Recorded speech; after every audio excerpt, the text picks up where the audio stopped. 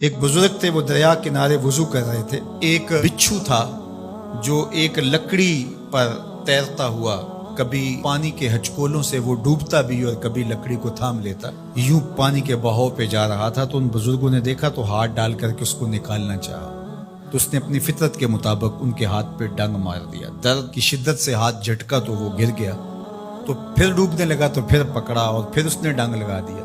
7 مرتبہ اس نے ڈنگ مارا، اور آپ اس کو نکال کے 8ویں مرتبہ باہر نکالنے کی کوشش کر رہے ہیں۔ تو مرید نے کہا جو پاس بیٹھا تھا، حضرت یہ بار بار آپ کو ڈنگ مارتا ہے اور آپ اس کو نکالنے کے لیے کوشاں ہیں۔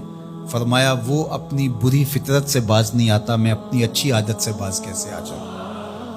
تو لوگوں کے ساتھ رویہ اچھا رکھے، وہ جو بھی رویہ رکھے۔ ہم کہتے ہیں کوئی اینٹ اٹھائے گا تو ہم آگے سے پتھر اٹھائیں گے، تو یہ کیا کمال ہوا؟ لوگ کہتے ہیں تم 1 قدم پیچھے ہٹو گے، میں 10 قدم پیچھے ہٹوں گا، تو یہ کیا کمال ہوا؟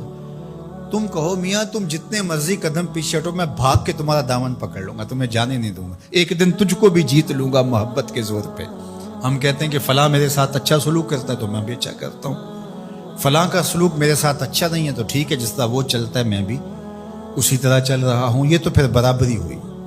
اگر کوئی برائی کے ساتھ معاملت کرتا ہے تو آپ بھی اس کے ساتھ ایسے ہی کرتے ہیں، تو برائی میں برابر ہے۔ اور اگر آپ کے ساتھ کوئی اچھا سلوک کرتا ہے تو آپ بھی اس کے مقابلے میں اچھا کرتے ہیں، تو پھر بھی آپ برابر ہیں، لیکن اچھائی میں برابر ہے۔ تیسری صورت یہ ہے کہ کوئی آپ سے اچھا سلوک کرتا ہے اور آپ اس سے برا سلوک کرتے ہیں، یہ بدترین صورتحال ہے۔ اور سب سے بہتر صورت کیا ہے کہ کسی کا رویہ تلخ بھی ہو، کسی کا انداز نامناسب بھی ہو، کوئی آپ کے ساتھ برا سلوک بھی کرتا ہو لیکن آپ اس کے ساتھ اچھا سلوک کرتے ہیں۔ خون کا رشتہ ہے، دودھ کا رشتہ ہے، وطن کا رشتہ ہے، ہمسائیگی کا رشتہ ہے، آپ کے ساتھ اس کی تعلق داری ہے، آپ کے آباء و اجداد کی آپس کے اندر سانجھ تھی اور آپ اس کو نبھا رہے ہیں، تو یہ ہے بہترین رویہ کہ کسی کا کوئی بھی رویہ ہو آپ اس کے ساتھ اچھا رویہ اختیار کرتے ہیں۔ حضرت عقبہ بن عامر رضی اللہ تعالی عنہ کو حضور نے ارشاد فرمایا تھا، سل من قطعک واعط من حرمک واعف عن من ظلمک۔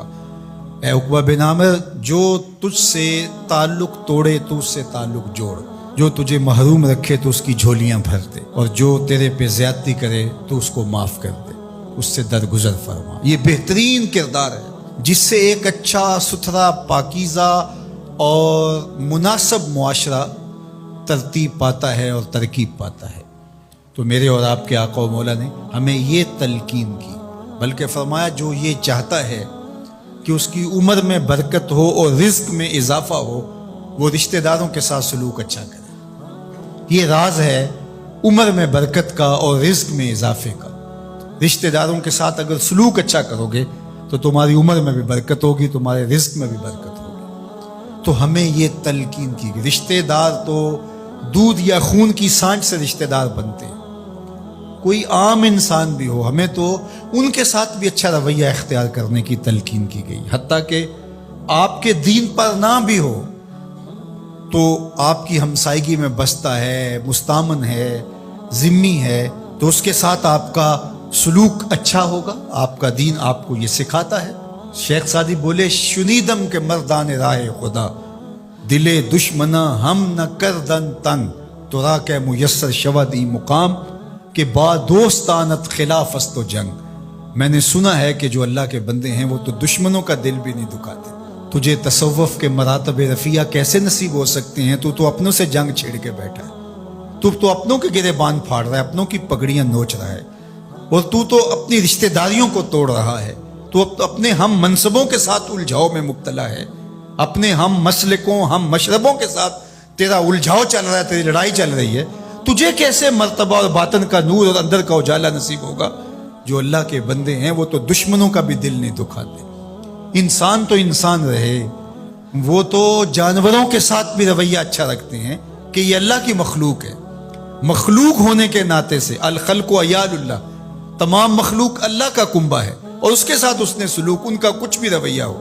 حضور کے غلام اور اسلامی معاشرہ، اس میں یہ کس طرح چیزیں پنپ سکتی ہیں کہ ہم نفرتوں کو فروغ دیں اور کہیں کہ نہیں ہم ایسے کر دیں گے، اس نے میری طرف یوں دیکھا ہی کیوں ہے، لہٰذا میں تو اب اس سے ساری زندگی ہم کلام ہی نہیں ہوں گا۔